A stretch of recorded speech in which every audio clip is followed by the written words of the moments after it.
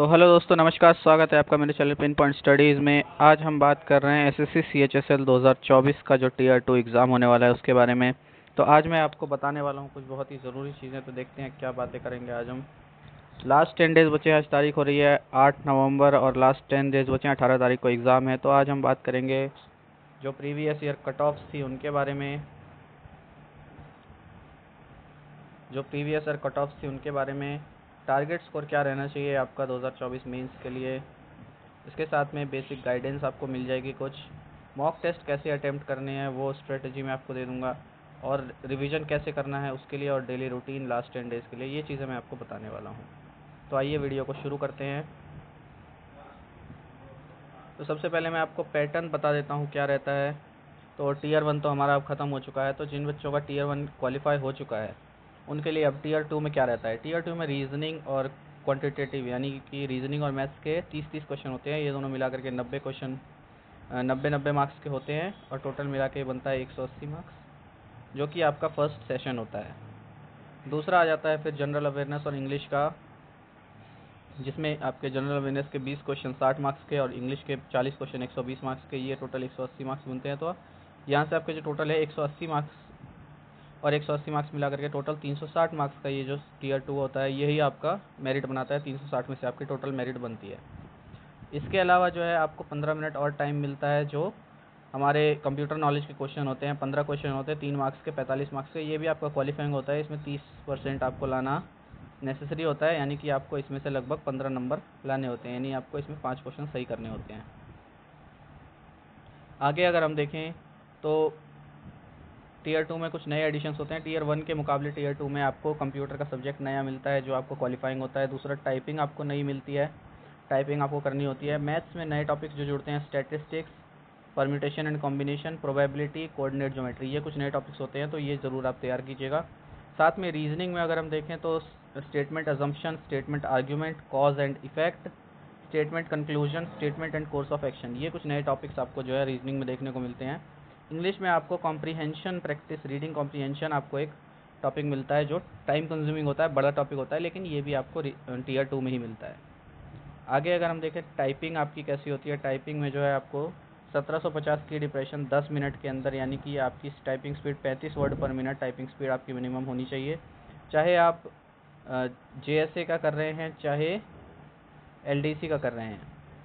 JSA हो, चाहे LDC हो, चाहे डीईओ हो, डाटा एंट्री ऑपरेटर, सभी के लिए आपकी टाइपिंग स्पीड यही रहती है, 35 वर्ड पर मिनट। अगर आपने अभी तक टाइपिंग स्टार्ट नहीं किया है तो जल्दी से जल्दी टाइपिंग स्टार्ट कर लीजिए, क्योंकि वहाँ जा कर के नर्वसनेस हो जाती है। अगर आप 45 प्लस पे चल रहे हैं, 45 वर्ड पर मिनट की स्पीड पे चल रहे हैं, तो आप बहुत ही अच्छी पोजीशन पे हैं। लेकिन आपको वहाँ जाने के लिए, वहाँ नर्वसनेस ना हो, उसके लिए आपको एटलीस्ट 40 वर्ड पर मिनट तो अपने पास रखने होंगे, ताकि आप वहाँ जा कर के नर्वस ना हो, क्योंकि वहाँ नर्वसनेस में ऑलरेडी स्पीड कम हो जाती है। आगे अगर हम देखें प्रीवियस ईयर की, हम अगर कट ऑफ्स की बात करें तो प्रीवियस ईयर के कट ऑफ्स हमारी कुछ इस तरह थी। 2023 में हमारे पास टोटल वैकेंसी 1211 1211 वैकेंसीज थी, जिसमें अनरिजर्व्ड यानी कि general category cut off 293, OBC की 290, ईडब्ल्यूएस के लिए भी 293, एससी के लिए 280 और एसटी के लिए 268, यानी कि ये लगभग एसटी के लिए 265 प्लस ही आपके मार्क्स चाहिए थे, और जनरल के लिए आप 290 प्लस जाएंगे, 290 प्लस जाएंगे। इसी तरह अगर हम 2022 की बात करें तो हमारे पास 3242 यानी 3242 वैकेंसी फाइनल वैकेंसी आई थी। अनरिजर्व्ड की आपकी कट ऑफ गई थी 280, ओबीसी 278, ईडब्ल्यूएस 278, एससी 258 और एसटी 240। तो वैकेंसी थोड़ी बड़ी थी, लेकिन आपके जो हैं कट ऑफ बहुत कम, इस मुकाबले में बहुत कम घटी थी। अगर हम देखें इस साल का टारगेट, तो 2024 में हमारे पास वैकेंसी 3712 है, यानी लगभग 2022 के ही बराबर की वैकेंसीज़ है, थोड़ा सा उससे ज़्यादा वैकेंसीज़ हैं। तो हम कट ऑफ का भी वैसे ही कुछ अनुमान लगाते हैं, लेकिन अगर पहले की तरह पेपर आता है तो अनरिजर्व्ड ईडब्ल्यूएस और ओबीसी के लिए हम 290 प्लस का टारगेट रखेंगे, यानी 290, 291, 292, कहीं भी आपके मार्क्स आ रहे हैं तो आप खुद को सेफ समझेंगे उसके लिए।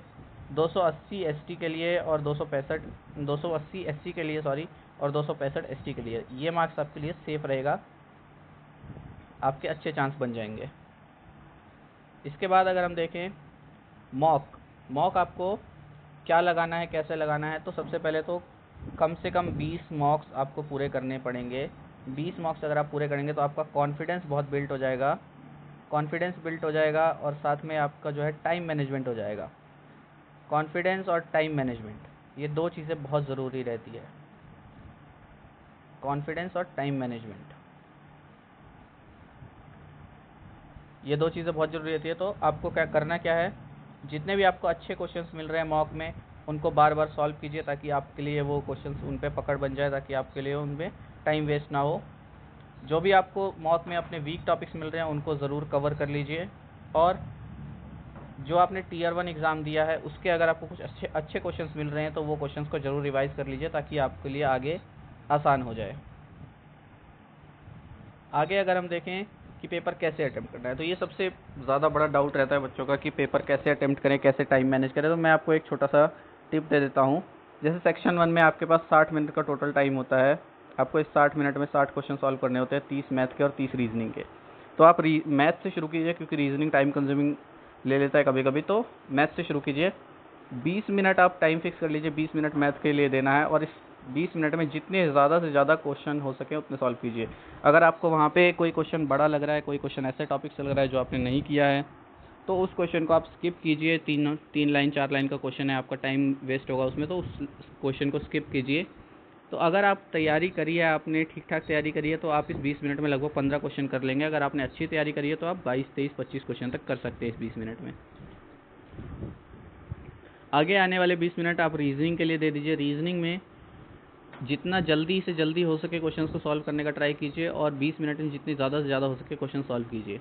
अगर आपकी तैयारी आपने अच्छी तैयारी की है, मॉक्स अच्छे से लगाए हैं, तो आप इस 20 मिनट में नहीं कुछ तो कम से कम 23, 24, 25 क्वेश्चंस कर लेंगे।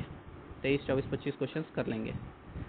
इसके अलावा आपके पास लास्ट में 20 मिनट बच जाते हैं, तो 20 मिनट को आपको कैसे यूज़ करना है। सबसे पहले तो उन क्वेश्चंस को ट्राई कीजिए जिनका आपको पता है कि आंसर आप कर लेंगे, उनका आंसर आप निकाल सकते हैं। लंबे क्वेश्चंस थे जो, उनको आप दोबारा से देखिए, और किसी भी क्वेश्चन में 1.5 मिनट से ज़्यादा टाइम मत लगाइए। 1 मिनट या 1 मिनट 15 सेकेंड, इस तरह से आप एक क्वेश्चन में अगर टाइम लगाते हैं तो भी आप बाकी क्वेश्चंस भी 4-5 क्वेश्चन अगर आप बचे हुए हैं तो 4-5 क्वेश्चन आप कर सकते हैं ख़त्म।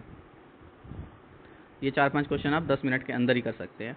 इसके अलावा जो रिमेनिंग पार्ट टाइम 2 बचा है, इसमें आप उन क्वेश्चंस को कर लीजिए जो आपको पता है कि आप 100% सॉल्व कर सकते हैं, चाहे वो टाइम कंज्यूमिंग है, चाहे छोटे क्वेश्चन है, चाहे बड़े क्वेश्चन है। या अगर आपको लग रहा है कि मैंने ये टॉपिक नहीं किया है, मेरा टॉपिक वीक है, फिर भी आप उसको ट्राई करना चाहते हैं, तो उन क्वेश्चंस को ट्राई कर लीजिए। अगर आपके आंसर मिल रहे हैं तो वहाँ पे वो आपके क्वेश्चंस डन हो जाएंगे। इस तरह से आप 60 क्वेश्चन में से आप 55 से 57 क्वेश्चन अटैम्प्ट कर पाएंगे। 55 से 57 क्वेश्चन आप अटैम्प्ट कर पाएंगे, और टीयर 2 के लिए बहुत ही अच्छा अटैम्प्ट रहता है। उसके बाद अब जो है आपको डेली एक मॉक लगाना शुरू कर देना चाहिए। डेली एक मॉक लगाइए, और 17 तारीख यानी 18 तारीख को आपका एग्ज़ाम है, तो उससे एक दिन पहले आप 17 तारीख को मॉक मत लगाइए। इसका रीज़न क्या है कि अगर आप 17 तारीख को मॉक लगाएंगे और मान लीजिए आपने कोई ईजी मॉक लगा लिया, ईजी मॉक मिला आपको, ईजी मॉक लगाया आपने, तो 18 तारीख को जो एग्ज़ाम आएगा अगर वो थोड़ा मॉडरेट लेवल का भी होगा तो वो भी आपको डिफ़िकल्ट लगने लगेगा, वहाँ पे आपका कॉन्फिडेंस लो हो जाएगा। या तो अगर आपने 17 तारीख को कोई डिफ़िकल्ट मॉक लगाया, 17 को आपने कोई डिफ़िकल्ट मॉक लगाया, तो आपको वहाँ पे लगेगा कि मेरे बहुत क्वेश्चंस छूट रहे हैं, मेरा कॉन्फिडेंस लो हो रहा है, और आपको जो है एग्ज़ाम में जाते समय पैनिक हो जाएंगे। आप एग्ज़ाम में जाने के लिए आप पैनिक हो जाएंगे। कुछ टिप्स आपको दे देता हूँ मैं। हमेशा जो है उन चैप्टर्स को ज़्यादा तैयार कीजिए जो हमेशा ज़्यादा वेटेज के रहते हैं। ज़्यादा वेटेज के जैसे नंबर सिस्टम हो गया आपका, बहुत ज़्यादा वेटेज रखता है ये। इसके अलावा अगर आप देखें तो average, profit loss, discount, SICI, ये टॉपिक्स जो हैं ज़्यादा वेटेज रखते हैं हमेशा। तो इन टॉपिक्स को आप 100% कवर कर लीजिए। इन टॉपिक्स को आप 100% कवर कर लीजिए ताकि इन टॉपिक्स में आपको कोई दिक्कत ना हो। दूसरी बात, रॉन्ग क्वेश्चंस कम कोशिश कीजिए, कम से कम रॉन्ग क्वेश्चंस करें आप। अगर आपको कोई क्वेश्चन पे डाउट आ रहा है, आपका आंसर नहीं मिल रहा, तो उसको स्किप कीजिए। स्किप का ऑप्शन रहता है वहाँ आपके पास, तो क्वेश्चन को स्किप कीजिए, क्योंकि अगर आप गलत करेंगे तो वहाँ नेगेटिव मार्क्स मिलेंगे आपको। नेगेटिव मार्क्स बहुत ख़राब चीज़ होती है, आपके अच्छे खासे आने वाले मार्क्स को भी ये ख़राब कर सकता है। आगे आने वाले 10 दिनों के लिए एक डिटेल्ड स्टडी रूटीन ज़रूर बना लीजिए, ताकि आप लास्ट टाइम पे पैनिक ना करें, आपको पता हो कि आप क्या पढ़ना है, आपको क्या पढ़ना है। कुछ भी नया सीखने से बेटर है कि आपने जो कर रखा है उसको रिवाइज़ कीजिए, ज़्यादा से ज़्यादा रिवीजन कीजिए। नए के पीछे अगर आप जाएंगे तो आप पुरानी चीज़ों को भी भूलते जाएंगे। अगर चीज़ें ऑलरेडी कवर है आपके पास, सब आपने कवर कर रखा है, सारा सिलेबस कवर्ड है, तो जो भी नए एग्ज़ाम्स हो रहे हैं उनके गुड क्वेश्चंस आपको यूट्यूब पे मिल जाएंगे। तो यूट्यूब पे ज़रूर जा कर के ये चीज़ें सर्च कीजिए, जो भी नए एग्ज़ाम्स हैं उनके लेटेस्ट अच्छे क्वेश्चंस ज़रूर सर्च कीजिए। आगे मैं आपको रूटीन अगर बताऊं तो आपको जो है डेली कम से कम आपको मेंस के लिए 6 घंटे 6 आवर्स से लेकर के 8 आवर्स का टाइम देना होगा, जिसमें से आप 1 घंटा टाइपिंग के लिए फ़िक्स कर दीजिए, 1 आवर टाइपिंग के लिए फ़िक्स कर दीजिए। इसके अलावा जो आपके पास 7 घंटे बचे हैं, 7 घंटों में आप एक मॉक जो कि आपका 2 घंटा टाइम लेगा, इसके अलावा कम से कम एक से डेढ़ घंटा 1 से 1.5 घंटा आपको मैथ को देना है, और 1 घंटा आप रीजनिंग को देंगे तो आप अच्छा कर पाएंगे। इस तरह से आपके 2 और 1 3 2 घंटे और 1 3 3.5 घंटे और 1 4.5 घंटे और 1 5.5 घंटे। इसके अलावा जो आपके पास 2 से 2.5 घंटे का टाइम बचता है, 2.5 आवर्स का टाइम बचता है, इसमें आपने जो मॉक किया है इसको रिवाइज़ कीजिए, मॉक को रिवाइज़ कीजिए, और इंग्लिश और जीके पे थोड़ा सा फोकस कीजिए, इंग्लिश और जीके पे थोड़ा सा फोकस कीजिए। तो ये चीज़ें बहुत ही इम्पोर्टेंट रहने वाली है। इसके बाद आपको जो है साथ में आप चाहें तो यूट्यूब पे जा कर के आपको बहुत अच्छे अच्छे सैम्पल पेपर्स मिल जाएंगे। सैम्पल पेपर्स को ट्राई कीजिए। साथ में आप जो है जो गुड क्वेश्चंस आपको यूट्यूब पे मिलेंगे,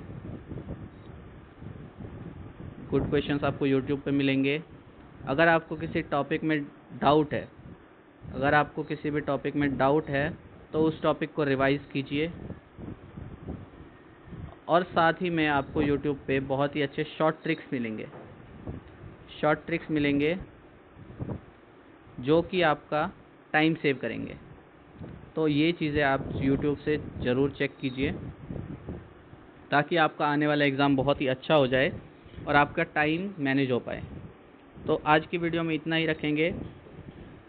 आगे आने वाली वीडियोस में मैं आपको और भी अच्छी टिप्स बताऊंगा और भी बाकी एग्ज़ाम्स की टिप्स दूंगा, तो ज़रूर चैनल को सब्सक्राइब करके रखिएगा। तो आज की वीडियो में इतना ही। Thank you so much, thank you for watching. Channel को लाइक शेयर और सब्सक्राइब ज़रूर कर लीजिए, ताकि आपको आने वाली वीडियोज़ की भी अपडेट जल्दी से जल्दी मिल जाए। तो आज के लिए इतना ही। Thank you.